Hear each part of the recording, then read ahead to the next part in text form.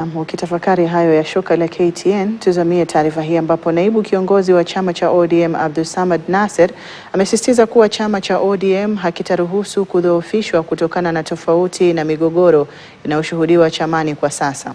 Nasir ambaye ni gavana wa Mombasa alibainisha kuwa chama hicho ni mali ya wanachama wake na kwamba viongozi wanabeba jukumu zito la kulinda maslahi ya wanachama hao huku vitendo vyao vikiwa kwa maslahi ya kitaifa. Alisisitiza kwamba maoni au mapendekezo yoyote yatakayofuatana yanapaswa kuwasilishwa kwa uwazi na kwa kujenga, kama vile chama kilivyotangaza wazi nia yake ya kuunda serikali. Kuna wengine ambao kwamba si mara moja si mara mbili waliwahi kumkosea baba na waliwahi kukosea chama wakati wao hata hawako katika chama. Wengine wako katika chama na bado wakamkosea baba. Some of us tumehakikisha, mimi na Hassan Ali Joho tumepigwa risasi tukiwa Migori kwa sababu ya baba Raila Amolo Odinga.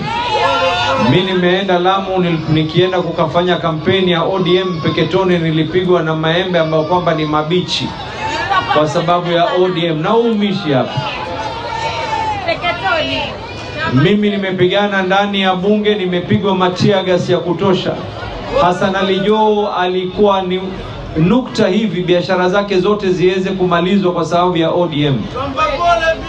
Hatuko hapa mukadhania ya hivi wala vile. Sisi katika ODM ndio kusema.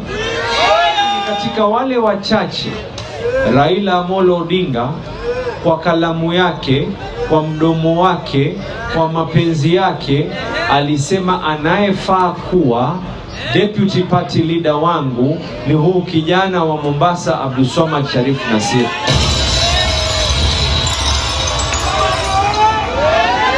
Tunayajua mnaoyafanya chini ya meza, tunayajua mnaoyafanya giza likiingia. Mwaka 2026 tunakuja na mulika mwizi. Kila ambaye kwamba ana nia ya kuweza kuivunja hii chama tunamulika namna hii.